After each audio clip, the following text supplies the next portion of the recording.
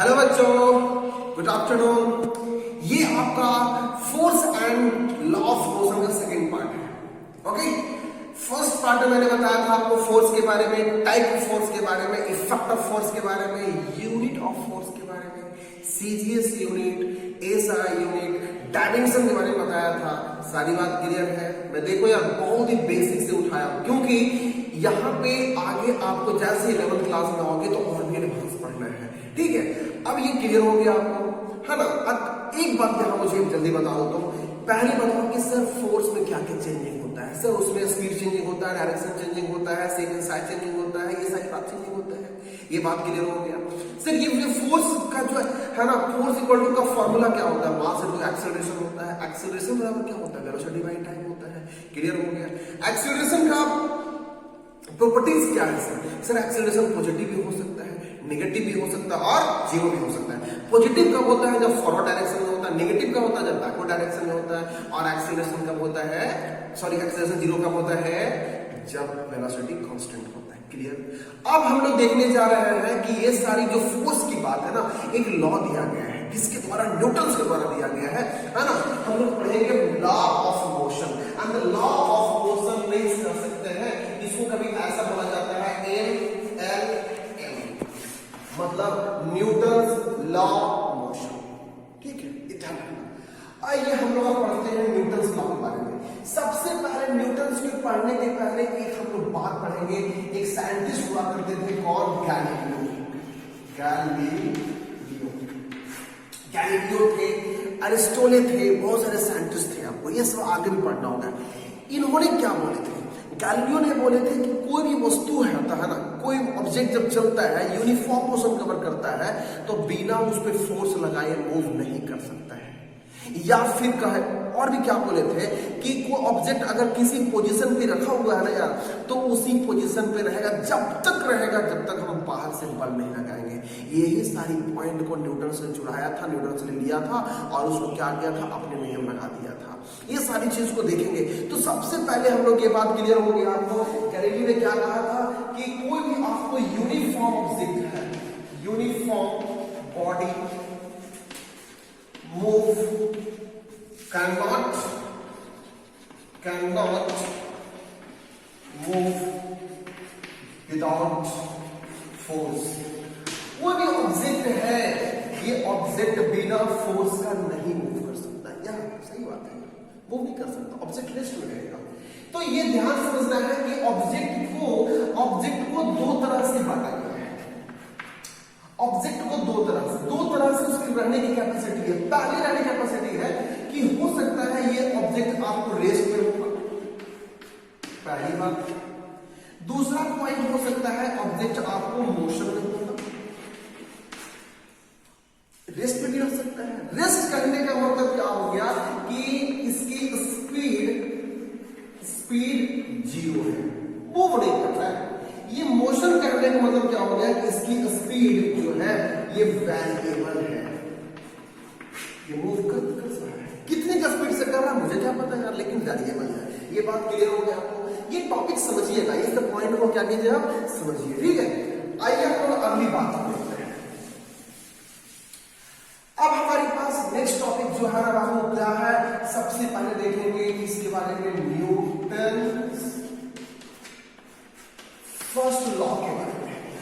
Newton first, Newton से कितने नियम दिया था? 3 नियम दिए थे, पहला, सेकंड, तीसरा। ये तो कोई बोल सकता, ध्यान रखना। तो फर्स्ट लॉ क्या है यार? फर्स्ट लॉ आखिर है क्या?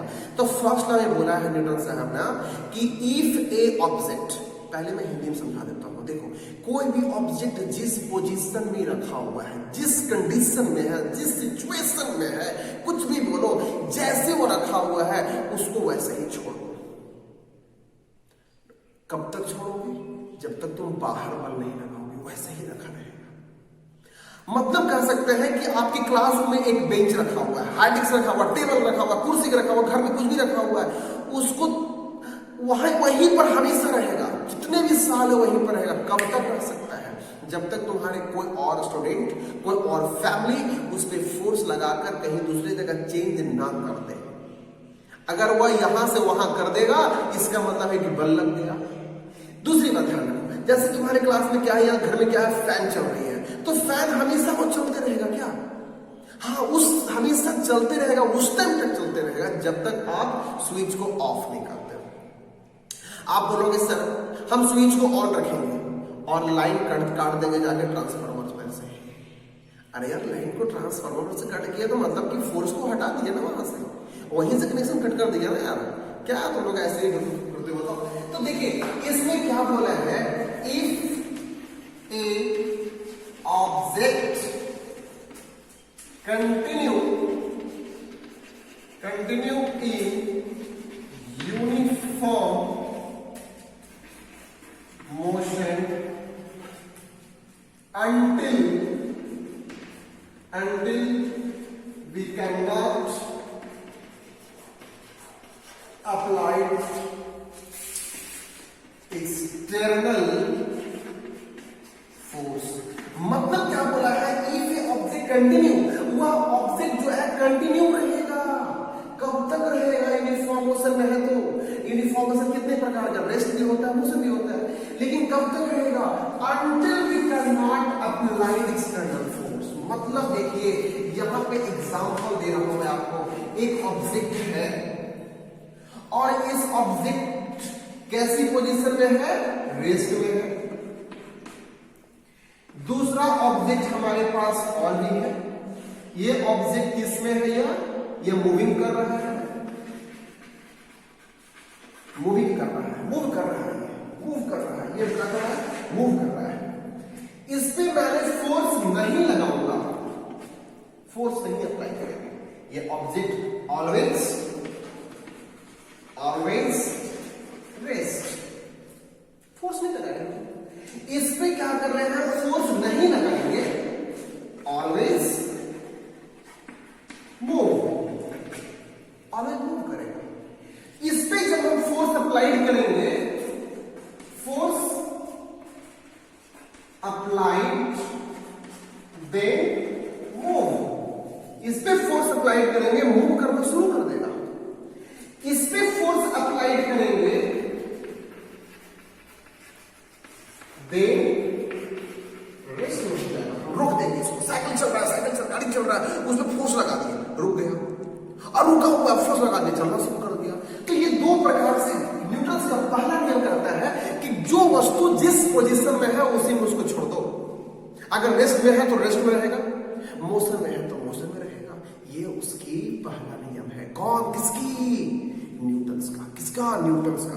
अब ये देखना है कि न्यूटन साहब ने और भी कुछ बोले हैं। हाँ, ये न्यूटन फर्स्ट लॉ के लिए क्लियर हो गया? सब बताओ, वीडियो पॉज करके आप इसको लिख सकते हो। न्यूटन के पहला नियम पे और भी कुछ हमारा डिपेंड्स करता है। और क्या डिपेंड करता है? इनर्शिया। क्या है? इनर्शिया। इनर्शिया किसे कहते हैं? इनर्शिया का हिंदी होता है बाबू जड़त्व। क्या होता है? जड़त्व। कभी हिंदी की बात पढ़ना। जड़त्व का मतलब होता है एकदम पकड़े हुए, जकड़ा हुआ है। हम उसमें फोर्स नहीं लगाएंगे, नहीं मूव करेगा। फोर्स लगाएंगे, भागने लगेगा। देखो मतलब कह सकते हैं कि इसका इनर्शिया का मतलब होता है क्या, कि फोर्स का डायरेक्टली प्रोपोर्शनल होता है इसका मास का। ठीक है, ये ध्यान रखना। जैसे ही फोर्स लगाओगे उसकी ऑब्जेक्ट मूव करेगा, फोर्स नहीं लगाओगे ऑब्जेक्ट मूव नहीं करेगा। ये बात है। एक एग्जांपल देख लो, जैसे कि तुम्हारे एक एनसीईआरटी किताब में एग्जांपल दे रखा है। इसके बारे में एक ग्लास है, अब एक कार्डबोर्ड दिया है, ऊपर में एक कॉइन रखा है। ये क्या है? कॉइन है। ये कार्डबोर्ड है, ये ग्लास है। हम देखो क्या कर रहे हैं, इसके ऊपर फोर्स अप्लाई कर रहे हैं। किसके ऊपर? कार्डबोर्ड के ऊपर। कार्डबोर्ड के ऊपर जब हम फोर्स अप्लाई करेंगे तो क्या होगा? कार्डबोर्ड आगे जाके गिर जाएगा और कॉइन जो है इसमें गिर जाएगा। क्यों होगा ऐसा? क्योंकि ये जो है ये मोशन करेगा। फोर्स तो अप्लाइड इस पर हुआ है ना, तो ये मोशन करेगा, मूव करेगा। और ये कॉइन किस पोजीशन में है? रेस्ट में है, तो रेस्ट में ही रह जाएगा। तो ये एग्जांपल किसका है? इनर्शिया का। सर कोई और एग्जाम्पल है आपका? हाँ है। जैसे कभी तुम देखा होगा कि अगर बस के ऊपर, बस मतलब बस के अंदर तुम ट्रैवल कर रहा होगा, ठीक है, तो बस के ट्रैवल करता है बस के ऊपर में, तो क्या होता है ना कि बस मूवमेंट में रहता है और हम क्या रहते हैं, आराम से बैठे रहते हैं। उसके कंपेयर में हम रेस्ट में रहते हैं, ठीक है, ये हुआ। अगर सडनली कभी बस जो है ब्रेक अप्लाई करता है तब हम क्या होता है, अप डाउन होते हैं, तो उस कंडीशन बात अलग है। लेकिन अगर बस मूव कर रहा है हम आराम से बैठे हुए हैं। तो ये सारी एग्जांपल जो है आपके इनर्शिया का है। किसका है? इनर्शिया का है। इनर्शिया जो है ना 3 प्रकार से देखा जाता है। इनर्शिया इन रेस्ट, मोशन और डायरेक्शन। तीनों, इनर्शिया इन रेस्ट होता है, इनर्शिया इन मोशन होता है, इनर्शिया डायरेक्शन होता है। सर ये तीनों की बात क्या होता है? बात यह होता है कि जब ऑब्जेक्ट रेस्ट में है तो इसे हम बोलेंगे इनर्शिया इन रेस्ट। जब ऑब्जेक्ट मूवमेंट में है बोलेंगे इनर्शिया इन मोशन। ठीक है, क्लियर हो गया। और जब किसी बॉल को, किसी विकेट को, किसी कोई ऑब्जेक्ट को तुम उसको किक करते हो, हिट करते हो, तो क्या होता है, उसकी डायरेक्शन चेंज कर जाती है, तो क्या होता है, इनर्शिया इन डायरेक्शन। तो इनर्शिया का 3 प्रॉपर्टीज होता है, रेस्ट, मोशन और डायरेक्शन। एक एग्जांपल आपको क्लियर हो गया, बात समझ में आ गया? चलिए, बहुत अच्छी बात है आपको। अब हम लोग देखते हैं किसके बारे में, है ना। नेक्स्ट पॉइंट हम लोग के है, इस चीज का है आपको Newton second law, second law of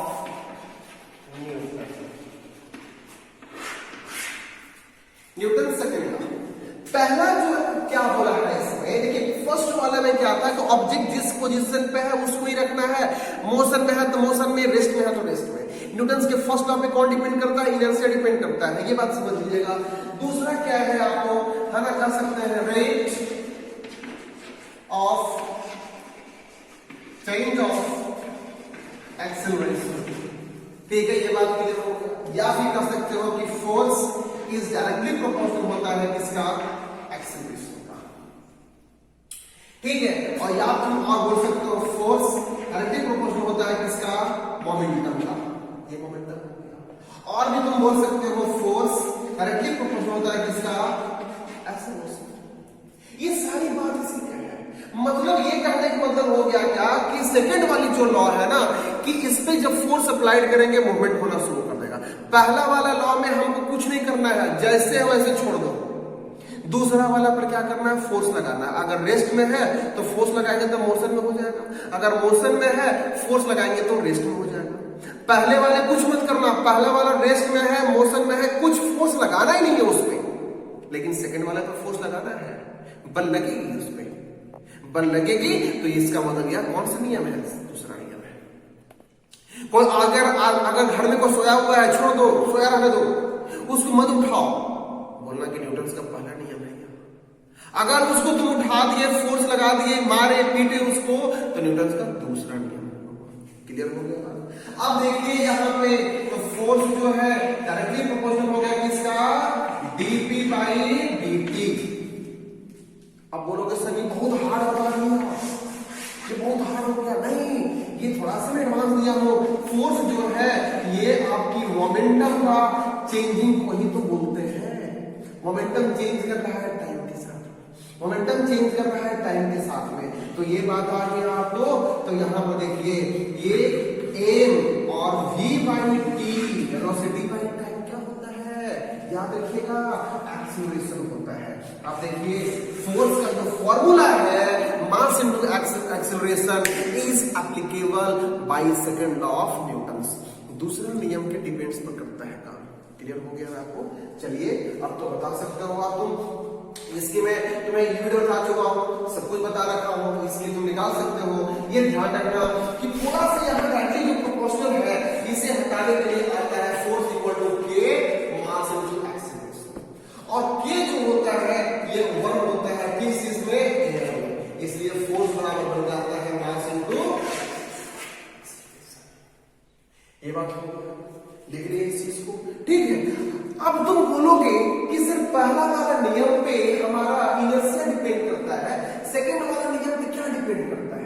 इसको साफ कर दो ना, लिख लिया इसको। सेकेंड वाले नियम पे क्या डिपेंड करता है?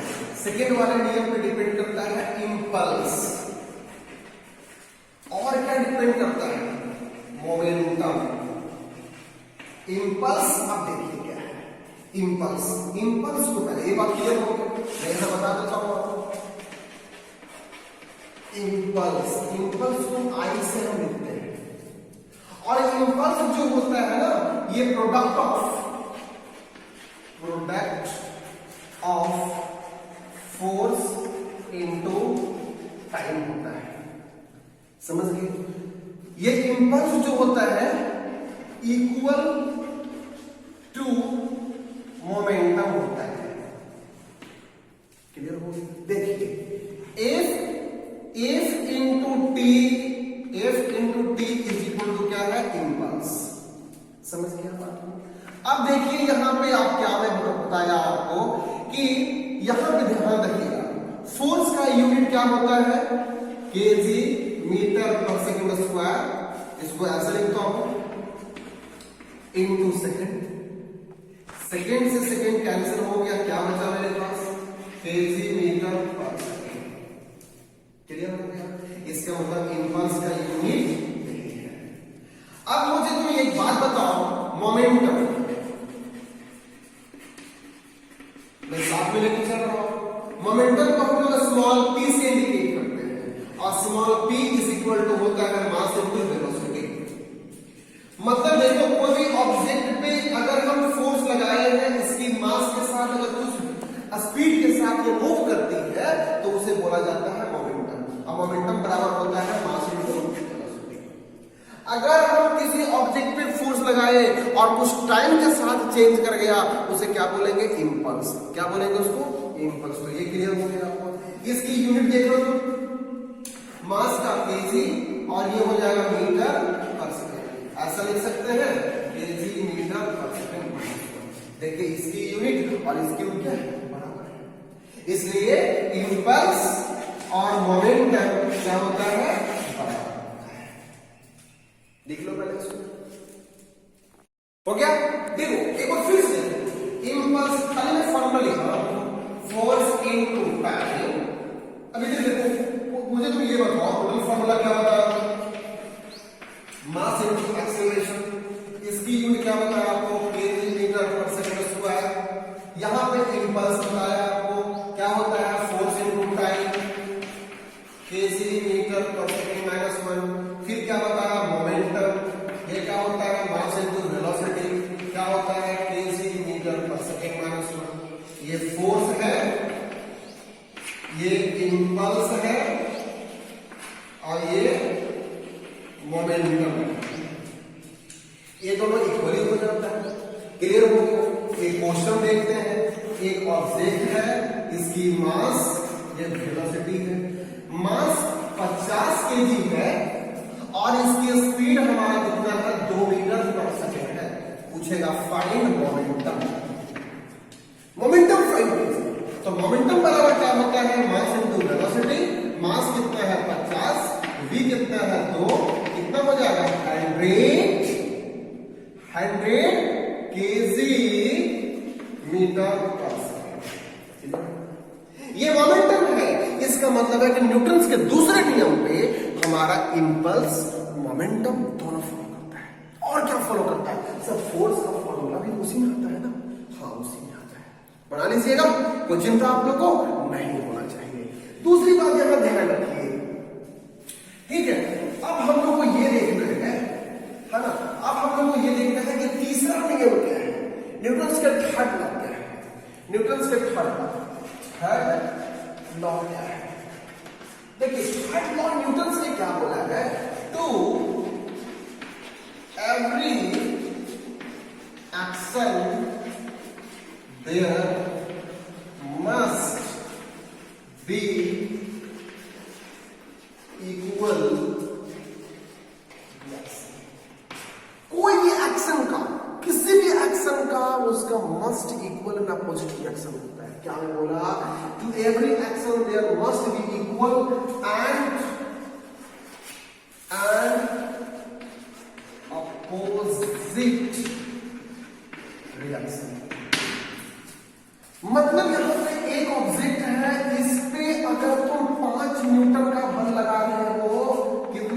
5 न्यूटन का, अगर इधर से ये भी तुमको बल लगा रहा है ना, कुछ भी बल लगा, कोई जरूरी नहीं है कि सेम फोर्स होना चाहिए। सेम फोर्स होगा तो बैलेंस फोर्स हो जाएगा, या न्यूटन्स के नहीं आएगा, लेकिन फोर्स होगा। अगर इधर से फोर्स लगा रहा है तो न्यूटन्स का ये तीसरा नियम हो गया। जैसे तुम देखा होगा, कौन सा बात बताता हूं आपको, जैसे तुम नदी में कभी देखा होगा, हम पानी जहाज को, हवाई जहाज तो नहीं हो सकता, पानी जहाज होगा।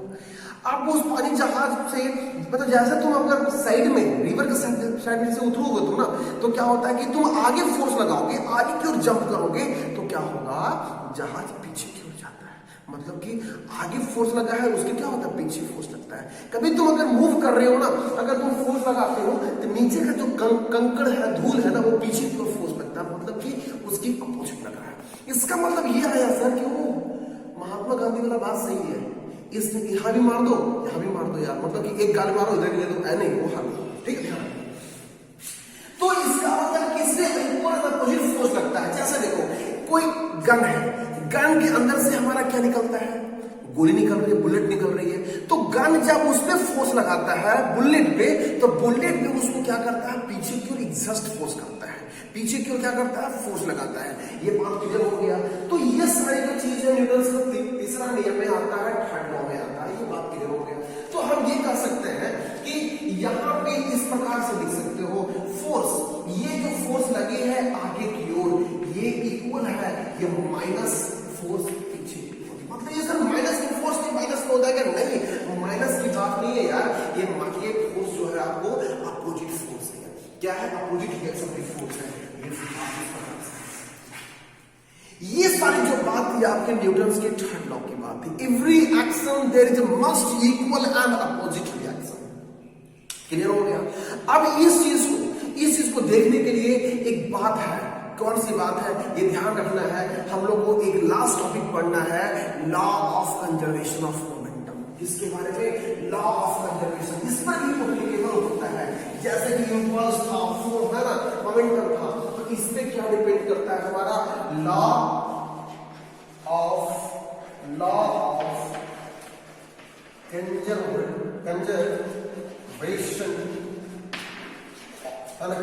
ऑफ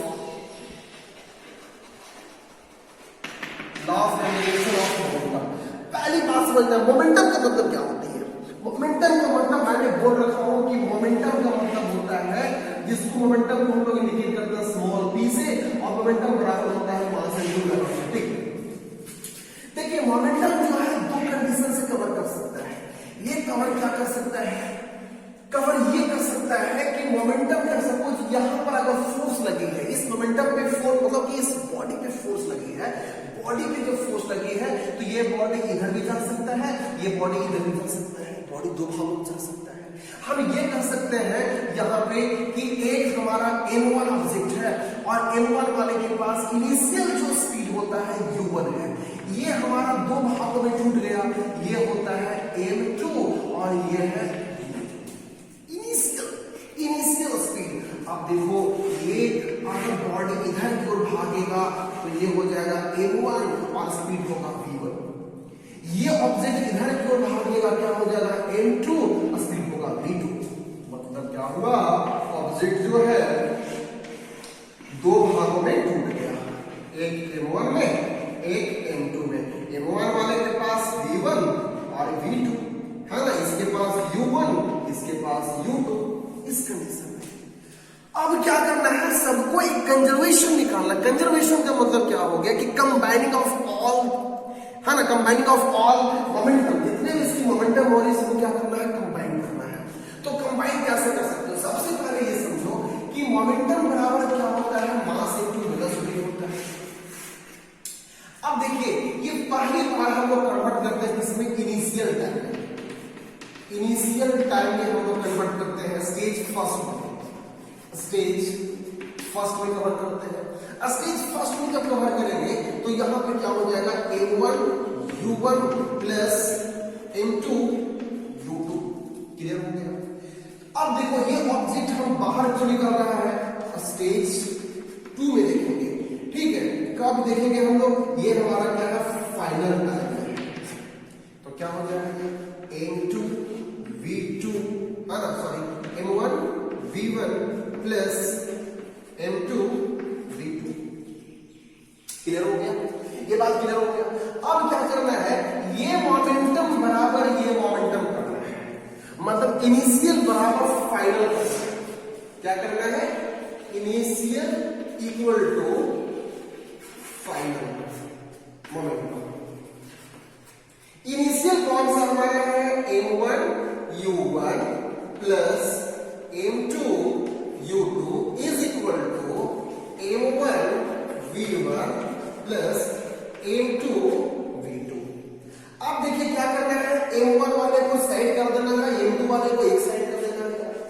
m1 एक आ गया, u1 ये हो गया माइनस में m1 v1 is equal to m2 v2 minus m2 u2। अब देखिए यहां पे क्या हो गया, हम m1 को कॉमन लेंगे क्योंकि यही हमारा कॉमन है, v1 और u1 तो कॉमन है नहीं हमारा।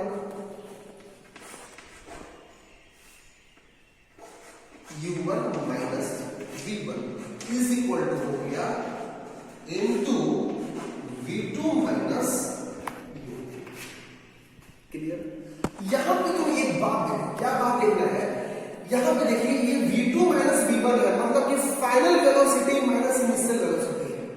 यहां पे initial velocity minus final velocity, हम क्या करेंगे, माइनस हम कॉमन ले लेंगे। माइनस जब कॉमन लेंगे तो इस प्रकार से यहां बन जाएगा, देखिए यहां बन जाएगा m1 और हम जब माइनस कॉमन लेंगे तो मेरा हो जाएगा v1 minus u1 is equal to हो जाएगा m2 v2 माइनस, है ना, v2 माइनस u2। क्लियर? अब यहां से ध्यान रखो, m1 v1 और m2 v2, यहां पे क्या आ गया, एक मोमेंटम हमारे पास यह है, दोनों इसको इधर कर लीजिए आप, m2 v2 minus u2 v2 minus u2 और इसको उधर भेज दीजिए, प्लस m1 ये हो गया v1 minus u1 equal to 0।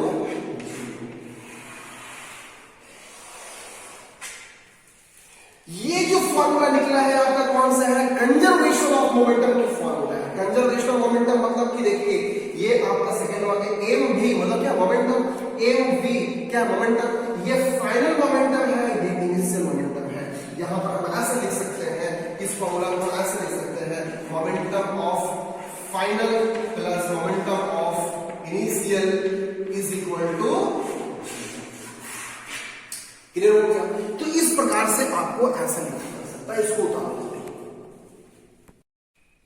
देखिए एक लास्ट एक प्रॉब्लम दे रहा हूं मैं आपको, कौन सा है, एक प्रॉब्लम दे रहा हूं आपको law of conservation of momentum में। Law of conservation of momentum का मतलब अभी मैंने आपको एक फार्मूला दिया था, अभी याद रखो, m1 u1 plus m2 u2 is equal to m1 v1 plus m2 v2।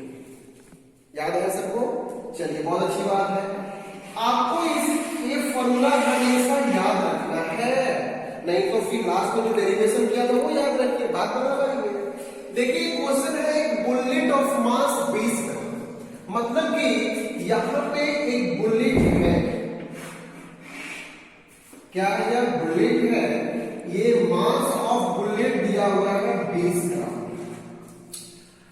Is horizontally fire किया गया विद वेलोसिटी ऑफ 150 मीटर पर सेकेंड, मतलब कि इस वेलोसिटी जो है बुलेट का ये कितना है 150 मीटर पर second, from A pistol of mass, कहां से फायर किया गया है, पिस्टल से, तो मास ऑफ पिस्टल दे रखा है 2 kg, find the velocity of pistol, तो बताइए कि वेलोसिटी पिस्टल का क्या होगा, ये पूछा है। अब तुम ये सोचो इसमें कि कैसे बनेगा। देखो यार कि जब भी कभी आपको मास तो पता है ना, लेकिन पहले तुम एक बात बताओ कि आपको अगर पिस्टल होगा आपके पास, तो सोचना यहाँ पे है कि पिस्टल पहले किस पोजीशन में था। पिस्टल जो था ना पहले किस ऐसे पोजीशन में था, रेस्ट में था। तो जब पिस्टल रेस्ट में था तो बुलेट भी तो रेस्ट में ही था ना। तो हमारा फर्स्ट स्टेज देखेंगे हम इनिशियल मोमेंटम कौन सा है? ये हमारा इनिशियल मोमेंटम है। ये हमारा क्या है? फाइनल मोमेंटम है। ये हमारा इनिशियल है। तो इसमें हमारा m1 u1 plus m2 u2, ये मास अगर हम दिखाते, देखिए ये मास को अगर आप चेंज करते हैं ग्राम से केजी में तो क्या कीजिएगा, 20 डिवाइड बाई कितना हो गया, 1000 कट गया यार 0.02 केजी। अगर आप यहाँ पे मास दिखाते हो 0.02 इंटू स्पीड क्या है 0, इसका बैठाते हो 2 इंटू स्पीड क्या है 0, क्या बनेगा 0। मतलब इनिशियल स्पीड हमारा 0 है तो इनिशियल मोमेंटम भी क्या होगा 0। दूसरा स्टेज हम लोग देखेंगे किसका, फाइनल का, फाइनल मोमेंटम। तो फाइनल मोमेंटम मतलब इनिशियल बराबर फाइनल है।